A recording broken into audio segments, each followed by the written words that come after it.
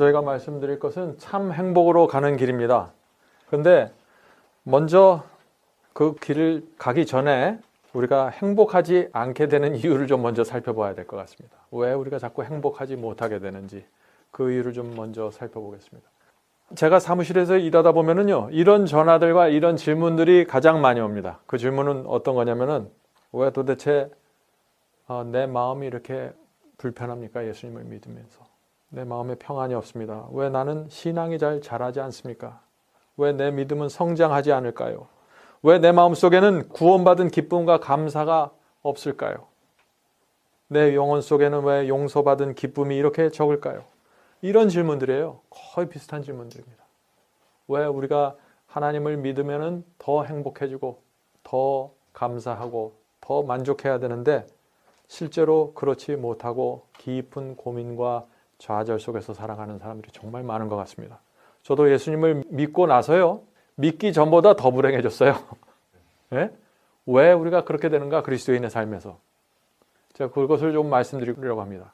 그리고 문제만 제가 던지는 게 아니라 해결책도 우리가 같이 살펴봐야겠죠. 왜 우리가 그런 마음의 고통을 가져야 되고 그 고통에서 어떻게 우리가 빠져나올 수 있는지, 무엇이 우리의 문제를 해결해 줄 수 있는지 그것을 살펴보도록 하겠습니다. 이 우주선이 지금 힘있게 하늘로 날아가고 있죠. 지금 땅을 박차고 엄청난 힘으로 하늘로 올라가고 있습니다. 근데 이 우주선이 이렇게 힘있게 하늘로 올라가려면은 두 가지 힘이 있어야 됩니다. 근데 한국에서도 이 우주선 발사 시험했는데 계속 실패하고 있죠. 그 실패의 원인이 뭔가 찾아봤더니 결국에는 두 가지 힘이 약한 거예요. 첫째는 이 엔진에서 뿜어나오는 힘이 너무 약한 거예요. 이 엄청난 무게를 끌고 하늘로 올라갈 수 있는 이 힘이 있어야 되는데 엔진의 힘이 너무 약하다. 근데 이 엔진은 무엇을 견뎌야 되냐면요, 첫째는 이 우주선이 가지고 있는 자체 무게를 이기고 올라갈 수 있을 정도로 강력한 폭발력이 나와야 됩니다. 두 번째는 이 지구잖아요. 여기가 이 지구의 중심에서 잡아당기는 또 중력이 있죠. 우리 어렸을 때 배웠죠. 그 중력을 이겨야 돼요. 지구의 중심에서 잡아당기는 힘. 그래서 두 가지 힘을 이겨야 이 로켓가 하늘로 날아갈 수 있는 것입니다. 우리 그리스도인의 신앙도 마찬가지예요. 우리의 신앙도 우리의 육체 속에서 잡아다니는 엄청난 힘이 있습니다. 여러분들 그거 아십니까? 네? 날마다 그걸 느끼시고 사세요? 우리의 육체 속에서 끌어당기는 강력한 정욕이 있습니다. 강력한 욕심과 이기심이 있어요. 그 힘을 이겨내야 됩니다. 그래야 우리의 로켓가 뜹니다. 그리고 내 속에서 끌어당기는 힘과 또 내 밖에서 끌어당기는 힘이 있어요. 돈이 어떤 때는 우리를 끌어당기죠. 재물이, 명예가, 어떤 때는 경쟁하는 정신이 우리를 그렇게 끌어당깁니다. 그래서 이 두 가지 힘을, 안에서 끌어당기는 힘, 밖에서 끌어당기는 힘을 이기는 폭발력이 나와야 돼요. 우리 속에서. 그래야 우리의 영적인 로켓가 이렇게 하늘로 높이 올라갈 수 있다는 것입니다. 자, 그러면 이 두 가지 힘을 우리가 어떻게 해야 되는지. 자, 두 가지 힘 이겨야 됩니다. 육체 속에서부터 끌어당기는 힘을 이겨야 되고 외부로부터 밖에서 오는 시험과 유혹을 또 이겨야 돼요. 이게 굉장한 숙제예요. 많은 그리스도인이 갖고 있는 숙제입니다. 저도 마찬가지고. 그래서 이 문제가 해결되지 않으면 자꾸 넘어지고 자꾸 좌절하게 되고, 왜 나는 이럴까? 정말 하나님은 살아계신가? 하나님께서 나와 함께 하시나? 이런 마음의 불안한 마음과 의문을 갖고 살아갈 수밖에 없다는 것이죠. 이것이 너무나 오랜 기간 동안 지체되면 말이죠. 자, 그러면 어떤 것이 나를 끌어당기고 있는가? 요한일서에 우리를 끌어당기는 것에 대해서 이렇게 설명하고 있습니다. 이 세상이나 세상에 있는 것들을 사랑치 말라. 누구든지 세상을 사랑하면 아버지의 사랑이 그 속에 있지 아니하니. 이는 세상에 있는 모든 것이라고 했어요. 세상에 있는 모든 것이 육신의 정욕과 안목의 정욕과 이생의 자랑이니. 이 세상에 있는 모든 것이라 그랬어요. 그것이 다 이런 것들이에요. 육신의 정욕, 안목의 정욕, 이생의 자랑, 이 세 가지가 늘 우리를 끌어당기고 있는 거예요. 우리의 속에 있는 그 육체의 본능을 또 자극하고 말이죠. 그러니 얼마나 끔찍합니까? 그래서 사람들이 그 끌어당기는 힘을 견디지 못하고 자꾸 쓰러져서 낭망해서 결국에는 신앙을 포기하는 그런 분들도 많이 생기잖아요. 그 교회를 다니면서도 포기하고 다니는 것이에요. 이 두 가지 힘을 도대체 어떻게 핸들해야 될지 몰라서 말이죠. 그래서 오늘 이 시간에는 우리가 이 문제를 어떻게 해결해야 되는지 그것을 좀 우리가 깊이 좀 생각해 보는 시간을 갖도록 하겠습니다. 그런데 한 가지 분명한 사실은 이겁니다. 요한일서 5장에 있는 이 말씀이에요. 대저 하나님께로서 난 자마다 세상을 이기느니라. 세상을 이김은 이것이니 우리의 믿음이니라. 믿음에 대해서 여러 가지로 설명합니다. 오늘날 교회에서 여러 가지로 방법으로 설명할 수 있어요. 그러나 믿음을 어떻게 설명하든지 간에 믿음은 반드시 그냥 믿음이 아니라 세상을 이기는 믿음이라는 거예요. 그 요한일서의 말씀이거든요. 하나 더 나가서 이렇게 얘기해요. 예수께서 하나님의 아들이심을 믿는 자가 아니면 세상을 이기는 자가 누구뇨? 세상을 이길 수 있는 사람은 아무도 없다는 거예요. 누구 빼놓고? 하나님의 아들이심을 믿는 자가 아니면, 예수 그리스도를 영접한 사람 아니면 세상을 이길 사람이 없다는 거예요. 그런데 현실은 어때요? 예수 그리스도를 믿는 사람이 그렇게 많은데 우리 눈에 볼 때 세상을 이기는 자가 그렇게 많아 보이질 않아요. 사도 요한이 말한 이 말씀과는 정반대의 모습이 우리 눈에 비춰지는 거예요, 지금. 그래서 사람들이 혼돈되는 거예요. 도대체 무엇인가? 우리가 우리 눈에 보이는 이 현상, 이 모습, 교회 안에 있는 이런 여러 가지 기독교의 모습을 보면서 우리가 세상을 이길 수 없는 거구나. 그렇게 믿겠습니까? 아니면은 우리 눈에는 잘 보이지 않지만 이 말씀을 믿으시겠습니까? 이 말씀을 믿어야 되는 거예요. 그럼 이 말씀이 도대체 우리 속에서 어떻게 이루어지는 건가? 오늘 이 시간에 제 말씀의 주제는 그것입니다. 어떻게 이런 경험이 이루어질 수 있는가? 그래서 두 가지 위험이 있어요. 우리가 계속 이렇게 안에서 올라오는 충동 또 밖에서 오는 시험에 끌려다니면 두 가지 위험에 봉착하게 됩니다. 결국에는. 어떤 위험이나 첫 번째, 율법적인 신앙으로 가요. 자꾸 끌려다니는데 구원은 받아야 됐고 하나님의 관계는 유지하고 싶으니까 율법적인 신앙을 해요. 무슨 신앙인가? 자꾸 무엇을 하게 됩니다. 내가 11조를 열심히 내야지. 선한 일을 해야지. 그렇게 해서 결심하고 의지로 열심히 살아가게 됩니다. 그 나쁜 건 아니에요. 그러나 그런 마음에서 올라오는 그 마음의 중심에서부터 나오는 것이 아닌 모든 열매와 행위는 결국 우리에게 와서 우리를 괴롭힙니다. 자기 자신은 알거든요. 내 마음속에 없는 행위를 내가 하고 있다는 것을. 내 마음속에 있는 반대로 내가 행위를 하고 있다는 것을 알기 때문에 스스로 좌절하게 되고 영적인 무기력증에 빠지게 된다는 것입니다. 그래서 우리는 이런 현상으로 들어가지 말아야 돼요. 두 번째는 이렇게 내가 열심히 하려고 노력하고 의지로 결심하고 헌신하고 이런데 내 마음이 하나가 돼서 가지 못하는 그런 상황을 계속 지속하게 되면은 이 두 번째 단계로 넘어가는데 어떻게 되냐면은 나중에는 해도 안 되는구나 하고 포기를 하게 되는 거예요. 영적인 투쟁을 포기합니다. 그러면은 그때 누가 와서 쉬운 구원을 얘기해 주면은 믿기만 하면 구원받는다. 오늘날 기독교에 많죠? 한번 믿으면은 영원히 구원이 유지되고 지속이 된다. 아무도 내 구원을 뺏어갈 수 없다. 이런 식의 설교를 누가 해주면은 그게 그렇게 듣기 좋은 거예요. 네? 왜냐하면 내 자신의 경험과 너무나 맞아 떨어지기 때문에. 그래서 로켓가 떠서 올라가는 그 경험을 우리의 신앙 속에서 실제적으로 하지 않으면은 결국 굉장한 위험 가운데 들어가는 것이에요. 그 위험 가운데 들어가면 사람들이 뭘 찾게 돼요? 두 가지입니다. 자꾸 성경에 나오는 몇 가지 가르침을 열심히 하려고 노력하든지 아니면은 기적에 매달리게 돼요. 그래서 방언을 하고 귀신 쫓는 운동에 매달리게 됩니다. 왜냐하면 이 문제는 자기 속에서 해결하지 못하니까 이거 이외에 성경에 나와 있는 다른 문제로 가게 되는 것입니다. 그래서 거기서 위로를 받고 평안을 얻으려고 노력하는 것이죠. 자, 이제 문제 해결점부터 시작하도록 하겠습니다. 로마서를 보면은요, 로마서 1장에 보면은 이 세상에 있는 모든 사람들은 다 사형수다 선언해버려요. 로마서는 믿음으로 구원받는다, 은혜로 구원받는다, 아주 아름다운 말만 있는 것 같죠? 그 로마서가 시작하는 1장에는요, 먼저 이 사도 바울은 우리를 완전히 저 지옥의 구덩이에 넣어버립니다. 우리가 지금 현재 어떤 상태인가를 걸 밝혀줘요.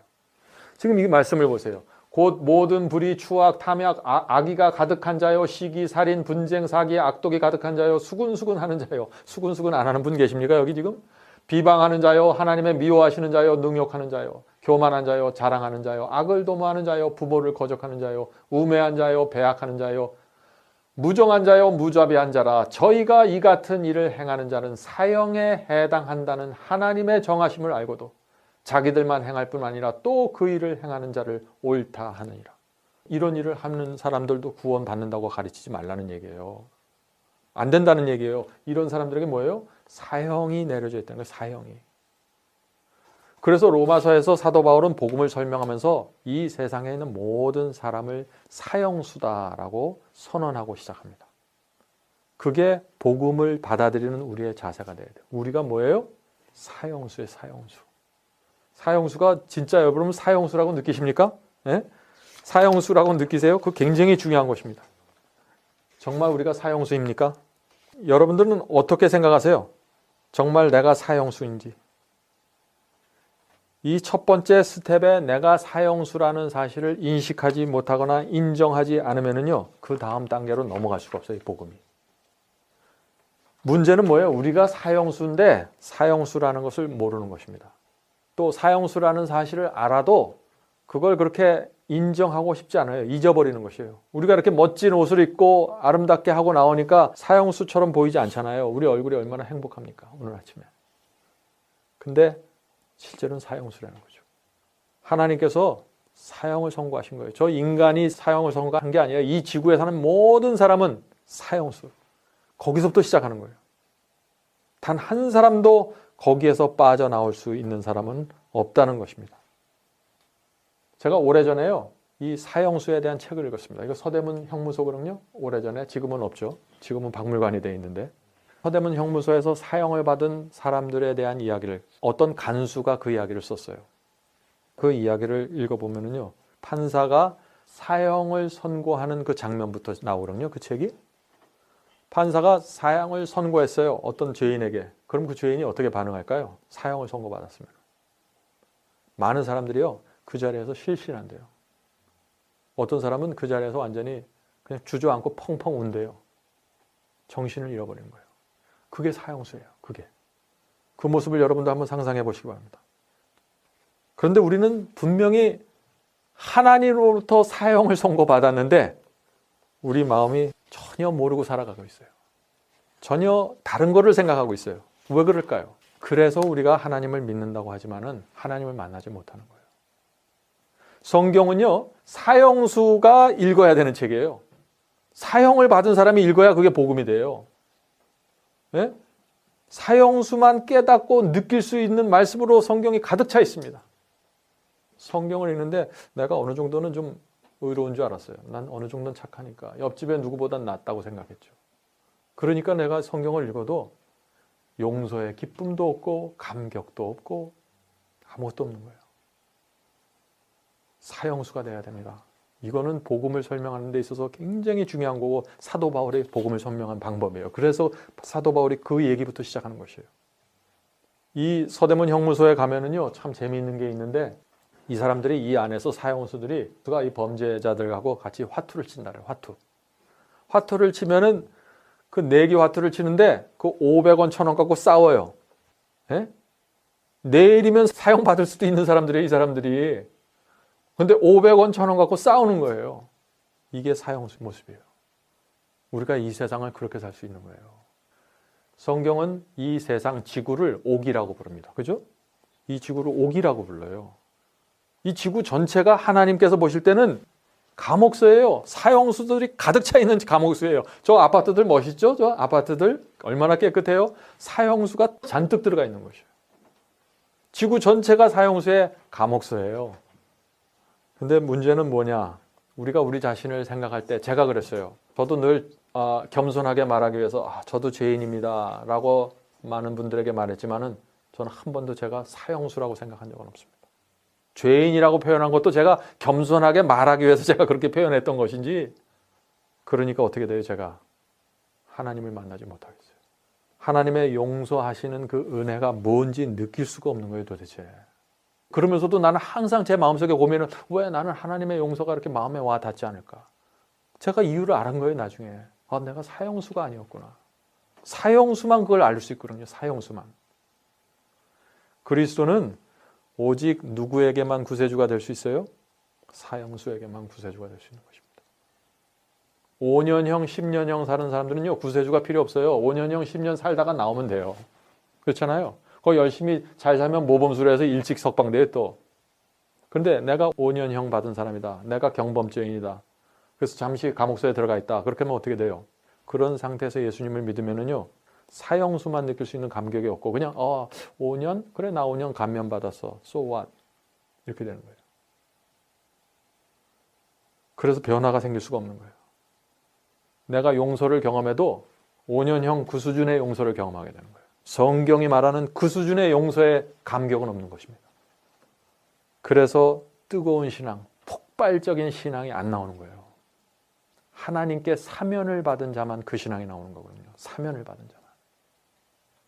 그게 폭발적인 에너지가 터져야만 아까 우리가 봤던 그 로켓가 올라가는 것처럼 우주선이 올라가는 것처럼 우리의 기도와 우리의 삶이 땅을 박차고 올라갈 수 있는데 그게 안 되는 것이에요. 제가 말씀드리는 이 하나님의 사면을 받는 사형수, 이 문제가 우리 마음속에서 정확하게 이루어지지 않으면 어떻게 될까요? 십자가를 믿는다고 말하면서도 마음이 맹숭해집니다. 네? 그리스도를 생각할 때마다 마땅히 꿈틀거리면서 일어나야 되는 그 감사와 감격이 일어날 수가 없는 거예요. 난 사형수가 아니기 때문에. 아까 그 감옥소에 가면은요, 요게 사형장입니다. 요거 실제 사진이에요. 요 안에 들어가서 사형을 받는 거예요. 목매달아 죽이죠, 한국은. 미국은 뭐 여러 가지 주사도 놓고 전기의자도 안 주고 여러 가지 방법이 있는 것 같은데 한국은 목을 매는 교수형을 취한다 그래요. 이게 교수형 하는 방입니다.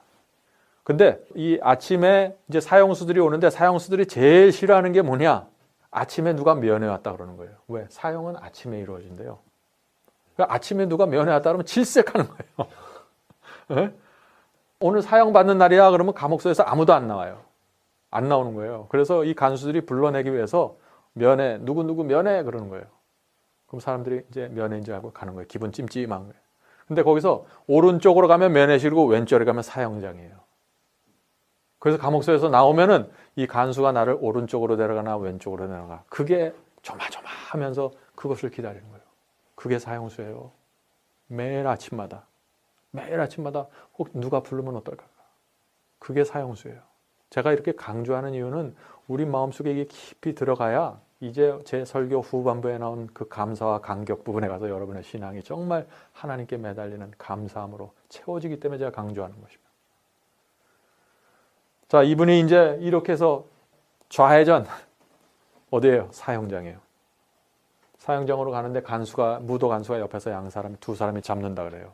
그래서 이제 사형수를 데리고 이곳을 향해서 가는데 그렇게 되면은 사람들이 발에 힘이 풀려갖고 걷지를 못한대요. 질질 끌려간다 그럽니다. 어떤 사람은 뿌리치고 와서 창문에 매달려서 놓질 않는 거예요. 여기 가기 싫어서. 어떤 사람은 주저앉아갖고 담배 한 대 피게 해달라고 부탁하는 사람들도 있고 어떤 사람은 어머니 하면서 슬피 운대요. 자기의 인생을 돌아보면서 너무나 괴롭고 후회스러워서. 그게 사형수예요. 그게. 근데 너무나 인정하고 싶지 않은 것은 성경은 우리를 그렇게 얘기하고 있는 거예요, 지금. 사형수라고. 그래서 이 앞에 결국 이 안으로 들어가게 됩니다. 이 문을 열고 들어가면 뭐가 있어요? 정면에 빈 의자가 하나 있습니다. 위에는 밧줄이 이렇게 내려와 있고. 거기 들어가면은요, 그거를 보는 순간 이 사형수들은 많은 사람들이 거기서 소변을 넣는데요. 이 말초신경이 컨트롤 되지 않아갖고 다 불고 동공이 풀리고 그렇게 된다요. 그게 사형수예요. 그래서 결국 그 의자에 앉습니다. 밧줄이 내려옵니다. 이제 목에 걸고 머리에 두건을 씌우고 그 다음에 이제 그 사람이 기독교인이면 목사가 오고 불교인이면 스님이 와서 마지막 소원과 기도가 뭐냐 물어봅니다. 이게 우리의 삶 속에 있는 우리의 영적인 실제 형편이라는 것이에요. 지금 사도 바울은 그걸 얘기하는 거예요. 너희들 중에 이런 죄 안 진 적 있어? 너희들 다 사형수야. 그 얘기하는 거예요. 사도 바울이 로마서 1장에서. 그런데 그때 어떤 죄인이 이렇게 우리가 가정에서 생각할 수 있죠. 이 사람이 한 2달 전쯤에 대통령에게 편지를 썼습니다. 대통령 저를 용서해 주시옵소서. 제가 어렸을 때부터 이렇게 자랐습니다. 제가 이렇게 살았기 때문에 이런 친구들을 잘못 세우고 세상에 살면서 제가 이렇게 사형을 받을 수밖에 없는 죄인이 되었습니다. 그런데 대통령께서 저를 용서해 주시면은 제가 정말 남은 생에는 이 나라와 조국을 위해서 바치면서 살겠습니다. 그런 간절한 편지를 썼어요. 용서해달라는. 근데 이 사형장에 들어갔는데 목에 밧줄을 걸고 있는데 쾅 하고 문이 열면서 법무 직원이 와서 사형을 중지하라고 외친다면, 그래서 그 사람이 그 사형 마지막 순간에 목에 밧줄이 풀리고 사면을 받는다면 그게 무엇일까요? 그게 바로 죄에 대한 용서고 칭의라는 거예요. 칭의. 죄를 용서받는 경험이에요. 그게. 그 사람이 그런 경험을 했다면 어떻게 될까요? 나가서, 이 감옥소에서 나가서 어떻게 돼요?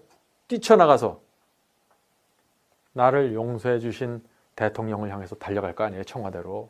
예? 그게 그리스도인이 죄를 사면받았을 때 생기는 일이라는 거예요.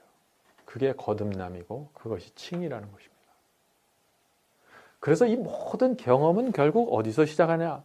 사형수만 그것을 가질 수 있다는 거예요. 사형수. 전 그래서 아침에 일어나실 때요, 좀 영적으로 어떤 때 메마르고 그러면은 전 늘 이 장면을 제가 머릿속으로 상기합니다. 자리에 앉아서 사형장을 생각하고 내가 거기에 그 의자에 밧줄을 걸고 있는데 예수께서 오셔서 내 밧줄을 풀어주시고 내가 앉았던 그 자리에 앉아서 당신의 목에 밧줄을 걸으셔서 거기에 떨어지는 장면을 제가 머릿속으로 생각해 보는 거예요. 그게 용서예요. 그게 십자가고. 그런데 우리가 어떻게 그리스도를 말하면서, 십자가를 말하면서 우리의 마음이 맹숭맹숭해질 수 있습니까? 그건 불가능하다는 얘기예요. 그건 그렇게 될 수가 없어요. 그래서 성경은 열매를 얘기하는 거예요. 열매. 그건 자연스럽게 되는 거니까. 내가 노력해서, 내가 의지로, 내가 결단을 해서 그게 아니라는 거예요. 그렇게 나가면은 그게 바로 율법적인 신앙이 되는 거고, 내가 내 발을 묶고 나를 좌절케 만드는 거다. 그래서 우리가 사형수가 되어야 됩니다. 사형수. 그래서 나 대신 돌아가신 예수 그리스도를 생각할 때마다 우리 마음속에 뭐가 생겨요? 빚진 자의 심령이 생겨요. 빚진. 나 대신 죽었어요. 목에 밧줄을 걸고. 이게 되면 어떻게 돼요? 드디어 우주선이 강력한 폭발력을 갖고 하늘로 뜨는 겁니다. 그 엄청난 무게는 인간의 힘으로 그거 뜨게 못해요. 엄청난 파괴력과 폭발력이 나와야 되는 거예요. 그건 내가 결심한다고 그거 못하는 겁니다. 그래서 우리 마음과 생애를 드디어 하나님께 바치게 되는 것입니다. 거기서부터. 그리고 주여 감사합니다. 제 마음속에 감사와 충성을 새겨주셔서 감사합니다. 그래서 사면받은 사형수의 심령 속에 생기는 게 뭐예요? 두 개요. 하나는 감사, 다른 하나는 충성입니다. 이거 반드시 생겨요. 그리고 하나를 더 말하자면 죄송스러움이죠. 죄송스러움. 늘 죄송한 마음을 갖고 살아가게 됩니다. 오늘날 기독교인들이 나는 작년 몇 월 며칠에 구원받았습니다 하는 얘기하죠. 우리 구원파에서 오신 우리 집사님. 그 익숙하죠. 나는 몇 년 몇 월 며칠에 구원받았습니다. 그렇게 말할 수가 없는 거예요. 이게 사면받은 사람이에요. 그냥 그게 그렇게 값싸게 쉽게 말할 수가 있는 것이 아니에요. 내가 구원받았다, 내가 구원받은 게 중요한 게 아니라요, 예수님이 나 대신 죽었다는 게 더 중요한 거예요. 그래서 우리가 예수님을 생각할 때마다 마음이 울컥해지고 죄송한 마음이 생기고 감사한 마음이 생기고 충성하고자 하는 마음이, 이 세 가지 감정이 내 속에서 뒤엉켜서 올라오게 되는 것입니다. 이것이 그리스도인의 신앙의 시작입니다. 이런 사람에게 진리가 얘기해 주면은 그냥 받게 되어 있는 거예요. 그 다음부터 무슨 교리와 예언 해석은 하나의 인포메이션이에요. 인포메이션. 그걸 알고 모르냐의 차이지 거기서 무슨 의가 이루어지는 것이 아닙니다. 네? 진리를 깨달라고 해서 거기서 무슨 의가 이루어지는 게 아니에요. 요한계시록에 나오는 무슨 특별한 가르침을 내가 분명히 이해했다고 해서 내가 무슨 공로를 갖게 되는 게 아니에요. 여기서 이루어지는 거예요. 사형장 안에서 모든 것은. 그래서 사도 바울이 로마서 8장에서 우리 잘 아는 거죠. 그러므로 형제들아 우리가 빚진 자로 돼 육신에게 져서 육신대로 살 것이 아니라. 이 엄청난 빚을 졌기 때문에 내가 어떻게 그리스도의 가슴에 다시 못질할 수 있는가? 내가 어떻게 육체에 끌려다닐 수 있는가? 난 그럴 수 없다. 이거예요. 이거는 사형을 감면받은 사람에게만 나올 수 있는 간증입니다. 다른 사람은 못해요. 그래서 사도 바울이 뭐라 했어요? 난 먹든지 마시든지 무엇을 하든지 하나님의 영광을 위해 살겠다. 오늘날 많은 기독교인들이 그 말씀을 하면요, 그거 율법주의 아닙니까? 율법주의 아니에요. 그거는 먹든지 마시든지 무엇을 하든지 사면을 받았기 때문에 그렇게 말하는 거예요. 사면을 받았기 때문에. 장로님 혹시 이런 풍경이 좀 익숙하지 않습니까? 이게 테네시에 우리가 옛날에 젊었을 때 가서 살았던 그 장면과 아주 비슷한 장면이죠. 제가 이런 데서 살았던 적이 있습니다. 집사람과 만나서 결혼을 하고 3개월 만에 이 동네로 이사 왔어요. 근데 저희 집사람은 모태교인이라서 신앙이 있었는데 저는 신앙이 없었어요. 여기 오기 얼마 전까지만 해도 술 먹고 있었으니까 제가 몰래 숨어서. 근데 저를 데리고 여기 온 거예요. 학교도 그만두라고 그러고, 난 영어도 못하고 직장도 없고 정말 미국에 처음 와서 아무것도 모르는데 저를 이 시골에 데려온 거예요. 그게 제가 얼마나 제 마음속에 원망이 많았겠어요. 부인에 대한. 왜 나를 이 생고생을 여기 시키냐. 근데 저랑 같이 이제 오늘 특창해 주신 우리 최 장로님도 함께 오셨는데 그 함께 오신 몇 다른 장로님들은 미국에 오셔서 오래 사셔서 생활도 안정이 됐고 해서 여기 와서 아주 사실 수 있는 분들이었는데 저는 없었어요. 저는 완전히 가방 2개예요. 가방 2개 갖고 온 거예요. 결혼식 때 들어온 부주금 들고 왔어요. 가방 2개에다. 그 부주금 떨어지면 어떻게 되나. 오는 날부터 떨어질 거 걱정하는 거예요. 그때 제 마음을 여러분들 좀 이해하실 수 있겠습니까? 어디 직장도 없어요, 근처에. 소하고 말하고. 네? 그 친구들 그 당시에 제 이제 세상 친구들은 직장 다닌다, 공부한다, 정말 잘 나갔는데 제가 여기서 살다 보니까 친구들은 저 앞에서 열심히 뛰고 있는데 저 혼자 뒤로 가고 있는 것 같아요. 꼭 제 느낌이. 얼마나 불안했던지. 아침마다 성경을 읽었어요. 말씀을 읽었습니다. 그런데 그게 2시간 이상 안 가더라고요. 그 힘이. 오후가 되고 점심 먹고 오후가 되면 그렇게 불안해지는 거예요. 어떻게 사나? 언제까지 내가 이렇게 살아야 되나? 내 인생은 도대체 어디로 인도되는 것일까? 하나님은 분명히 있어요. 내가 창조를 부인하지 못하겠더라고요. 아무리 생각해도 창조가 맞아. 다니엘 요한계시록까지 공부해갖고요. 이건 뭐 도대체 빠져나갈 구멍이 없는 거예요. 제가 암만 생각해도. 네? 믿음을 생각한 게 아니라 빠져나갈 구멍을 찾았어요. 제가 그 당시에. 근데 못 찾겠더라고. 암만 생각해도. 그래서 제가 말씀을 읽은 거예요. 이건 구멍을 찾을 게 아니라 이 속에서 뭔가 해결을 봐야겠다 내가. 그래서 말씀을 읽기 시작했어요. 근데 시간이 지나가면서 이제 말씀을 읽으니까 새벽에 일어나서 말씀을 읽으면요. 성령이 충만해요. 그거 참 희한해요. 성령이 충만하고 내가 이런 식으로 한 1년만 하면 뭐가 천사가 되든지 뭐가 되겠다. 네? 그런 마음이 저한테 드는 거예요. 그런데 오후가 되면은 불안해지면서 짜증이 나는 거예요. 부인한테 원망이 가고. 그런 생활을 제가 몇 개월, 1년 가까이 쭉 하고 나니까 어떻게 했습니까? 나중에는요, 우울증이 생기는 것 같아요. 저는 그래서 알아요. 제가 이 경험이 뭔지. 하나님께서 저를 여기다 데려다 놓으셨어요. 아무것도 붙잡을 수 없는 곳이에요, 이곳은. 하나님께서 나를 구해주지 않으면 아무도 나를 구해줄 사람이 없는 데예요, 여기는. 하나님께서 우리를요, 가끔 그런 데다 데려다 놓으십니다. 우리가 그런 곳에 가지 않으면 자꾸 내 주변에 있는 어디서 해결을 보려고 하니까. 하늘에서 해결을 봐야 되는데. 그래서 우리의 인생 속에 광야의 경험이 생기는 광야의 경험. 어떤 때는 이 별내 얼마나 좋습니까? 사람들도 많고. 그런데 어떤 때는 나 혼자 있는 것 같아요. 너무 외로운 거예요. 우리가 이 세상에 살 때 그렇습니다. 주변에 사람들이 많고 가족이 있고 그래도 나 혼자만 있다 하고 느끼는 때가 있어요. 하나님께서 우리를 광야로 인도하신 것입니다. 그때는. 자, 그런데 제가 그 말씀을 읽고 정말 말씀에 오른쪽으로 가라 그러면 나 오른쪽 가야지, 결심하고 가야지. 전 그게 신앙인 줄 알았어요. 하지 마라 하라. 그것만 잘 지키면 난 하늘 가는 거로 생각했어요. 그거 하지 말라 그랬지. 오케이, 난 안 할 거야. 내가 원래 결심은 잘하 그러면. 의지력이 있고, 이빨을 물고 두 주먹 불끈 쥐고 말씀대로 하는 거야. 그게 근데 그걸 뭐라고 그러시는지 아세요? 조작된 성결이라고 불러요. 그걸. 그게 참 그 당시로서는 최선이었어요. 그게 다인 줄 알았어요.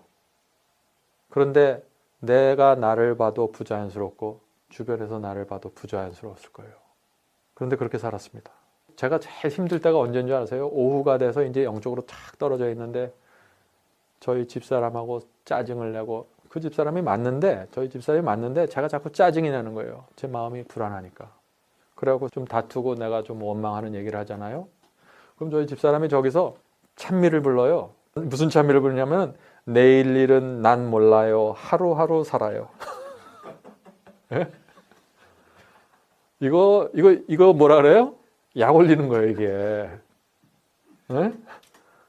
우리 남편들이 시험에 빠져 있으면 그 옆에서 찬미 부르지 말고 안 보이는 데 가서 기도해야지. 그 옆에 앉아갖고 내일 일은 난 몰라요. 나는 지금 내일을 걱정하고 있는데 나 들으라고 이제 찬미로 설교하는 거죠. 그런데 오후가 돼서 이제 밤이 돼서 저녁 시간이 돼서 이제 잘 때 돼서 침대 앞에서 앉아서 기도를 하면은요, 기도가 안 나오는 거예요. 오후에 그렇게 쓰러졌던 처절한 경험을 생각하면은 주님 앞에 창피해서 무슨 말을 못 하겠어요, 제가. 어제 했던 기도 또 해야 돼, 내가 오늘 저녁에. 무슨 기도를 하겠어요, 제가. 주님, 죽여주십시오. 그것만 하는 거예요, 그냥 맨날 저녁마다. 주여, 죽여주시옵소서. 제가 무슨 말을 읽겠습니까? 할 말이 제가 뭐가 있겠습니까? 그때 제 마음에 그렇게 제가 말씀을 새벽마다 읽었지만 하나님을 만나지 못했던 이유가 뭔지 아십니까? 그게 미래에 대한 염려였어요. 내 장래에 대한 두려움. 지금 내가 생각할 때 나는 여기서 도무지 빠져나갈 길이 없어요. 제가 생각할 때는. 저희 집사람이 마음이 변해서 다시 LA로 돌아가자 그럴 것 같지도 않고, 내 능력으로 이 벌판에서 빠져나와야 되는데 무슨 재주로 빠져나오나. 그러니까 그냥 참담한 그 마음뿐이에요. 두려움. 가장 힘든 생각은 뭐예요? 언제까지 내가 이렇게 살아야 되나. 오늘 하루는 이렇게 살 수 있어요. 일주일 견딜 수 있어요. 1년 견딜 수 있어요. 근데 언제까지? 끝이 안 보이는 거예요. 그게 가장 힘든 거예요. 그게 터널이에요. 터널. 끝이 안 보이는 터널. 제가 그것 때문에 고민하다가 하나님께서 참 기이한 경험을 주셨습니다. 그때 제가 여기서 살면서 한 어디를 운전하고 갔는데 미국 양로원이 있었어요. 그 양로원을 갔는데 그 양로원에는 미국에서 잘 안 풀린 사람들이 오는 양로원이에요. 주로 흑인들이 많이 있었고 가난한 사람들이 오는 양로원입니다. 그 양로원에 차를 대고 들어갔어요. 그 이상하게 마음에 끌려서 들어가 봤더니 냄새가 장난이 아니에요. 이게 보통 냄새가 나는 게 아니에요. 그리고서 이제 문을 닫고 나오는데 제 마음속에 그런 생각이 나더라고. 네가 앞으로 살 곳이 이런 곳이 될지도 몰라. 그런 음성이 들리는 거예요. 제 마음속에. 이렇게 살면은 네가 그렇게 살지도 몰라 하는 음성이네요. 전 그 음성이 하늘의 음성인지 사탄의 음성인지 순간적으로 혼돈이 되더라고요. 이게 도대체 뭔가. 근데 그와 동시에 제 마음속에 또 다른 생각이 올라왔는데, 그래, 그렇게 살면 되잖아. 그런 생각이에요. 이 사람들도 다 살아가는 사람들 아니냐? 이 시골에 너만 사냐? 이 주변에 미국 사람들 많은데 왜 너만 그렇게 고통을 온통 너 혼자 갖고 있는 것처럼 그렇게 좌절하고 있니? 이 사람들은 태어나면서부터 여기서 살고 있는데, 여기 이 양론에 있는 저 노인들은 다 행복하게 나름대로 살고 있는데 왜 너만 저것을 불행이라고 생각하니? 그래서 제가 운전하고 돌아오면서 주님께 기도드렸습니다. 이제 제 미래가 어떻게 되든지 간에 저는 주께서 인도하시는 길을 따라가겠습니다. 주께서 좌로 가라면 좌로 가겠습니다. 제 온 마음을 다해서 가겠습니다. 주님, 저를 인도해 주시옵소서. 그런 기도를 했어요. 그러고 나니까 제 마음속에 참 이상한 일이 생겼는데요. 근심과 걱정이 사라지는 거예요. 내일에 대한 염려가 없고, 오늘 마태복음 11장에 그런 경험이 뭔지 제가 조금 들여다본 것 같아요. 그때 처음으로. 내일 일은 하나님께 맡기고 오늘 내게 주신 적은 일에 충성하면서 살아가는 그 경험 말이죠. 제가 그것을 경험하고 나니까 어떻게 돼요? 이제는 오후가 돼도 짜증이 안 나요. 집사람하고 싸우지 않는 거예요. 그것 때문에. 오히려 집사람한테 감사하게 되고, 나를 이 광야로 데려오는 천사였어요. 천사. 나는 나를 괴롭히는 사람인 줄 알았는데. 그래서 제가 그런 경험을 한 다음에 그 다음부터는 전혀 다른 경험으로 들어가게 된 것입니다. 내 마음속에서 이루어진 건 다른 거예요. 다른 사람들이 볼 때는 달라진 게 없다라고 생각할지 모르지만은 저는 알았어요. 전혀 다른 경험으로 들어간다는 것을. 우리가 그리스도인의 생애를 살면서 이런 광야의 경험이 필요한 것 같아요. 어떤 때는 도무지 나를 도와줄 사람이 없을 때 하늘을 바라보게 되는 거예요. 사형수가 그거거든요. 사형수가 어디 가서 하소연하겠어요? 대통령 위에는 안 돼요. 부통령도 안 돼요. 그거는. 사형수는 하나님께 매달리는 사람들입니다. 그래서 그 매달려서 사면을 받으면은요, 거기서 끝나는 거예요.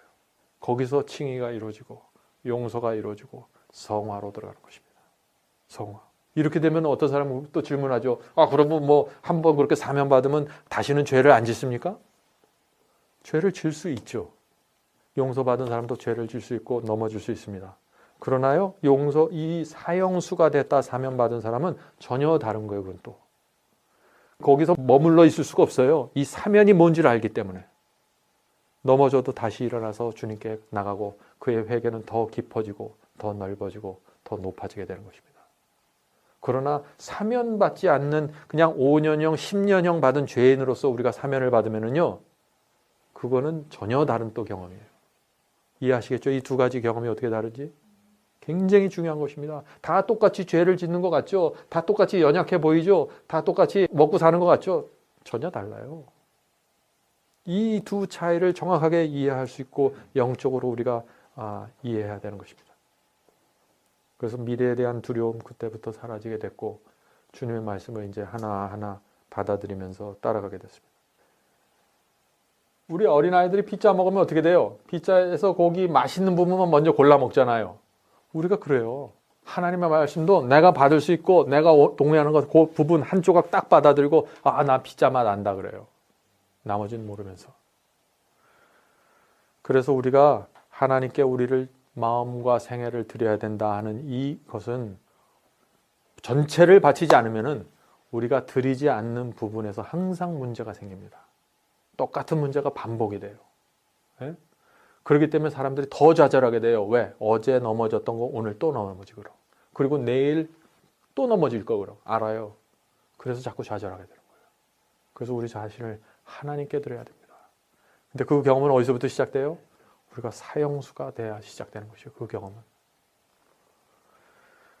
빚진 자의 심령. 제가 그것을 이해하고 조금이라도 이해하고 남부터 제 마음과 생애가 주님께 더 가까이 가기 시작했습니다. 그러고 나니까 변화가 생기는데 가장 큰 변화는 뭐냐? 그전에는 그렇게 좁아 보였어요. 주께서 인도하시는 길이. 그런데 제가 이 경험을 이해하고 나서는 그 길이 그렇게 좁아 보이지 않더라고요. 그전에는 제가 이 광야에 살면서 그렇게 외로웠어요. 근데 이 광야에서도 일이 생기고 내가 여기서 무엇을 해야 될까? 어떻게 살아야 될까? 내가 하나님을 위해서 무엇을 할까? 분명한 목적이 생기고 계획이 생기더라고요. 좁은 길은요. 왜 좁냐? 우리 등에 메고 있는 짐이 많아서 좁게 느껴지는 거예요. 하나님께서 길을 조그맣게 만들고 너희들 열심히 노력해서 이 길에 들어와. 이게 아니거든요. 길은 원래 하나예요. 어떤 사람들은 근데 그게 좁게 느껴지고 어떤 사람들은 그게 하늘로 가는 똑바른 길로 느껴지게 되는 것입니다. 우리가 인생의 짐들을 주께 맡기면은 주님께서 우리를 좁은 길로 인도하시는데 그 길은 감사한 마음으로 하나님께서 주시는 영혼의 평안을 갖고 확신을 갖고 살아가게 되는 것입니다. 그 길을 걷고 싶지 않습니까, 여러분들? 정말 그런 마음으로 이 신앙을 하면 얼마나 감사할까요? 모두 그런 경험 속으로 들어가게 되기를 제가 간절히 바랍니다. 이제 기도하고 마치도록 하겠습니다. 하늘에 계신 아버지, 저희를 불쌍히 여겨 주시옵소서. 주님, 저희 마음속에 있는 하나의 소원은 주님께 가는 것입니다. 저희가 지금 현재 어떻게 살고 있든지 간에, 저희 마음속에 무엇이 있든지 간에 저희 마음속에 소원이 흔들리지 않는 소원이 하나 있는 것, 그것은 저희가 주님 앞에 가고자 하는 마음입니다. 주님, 그것을 귀하게 봐주시고 저희 길을 인도해 주시옵소서. 저희를 끝까지 붙잡아 주시고 이 세상에서 낙오되지 않도록 도와주시옵소서. 하늘 가나안에 들어가는 그날까지 저희가 이 길을 걸어갈 수 있도록 도와주시고 구름 기둥과 불 기둥으로 인도해 주시옵소서. 저 광야 저편에 있는 가나안족들의 부와 재물을 보면서 탐내지 않고 이 광야 속에 먼지 나는 길을 걸어갈 수 있도록 도와주시옵소서. 주님, 늘 주의 은혜가 저희와 함께 하여 주시고 성령으로 저희의 마음을 부드럽게 해주시고 영적으로 채워주시옵소서. 예수님의 이름으로 간절히 기도합니다.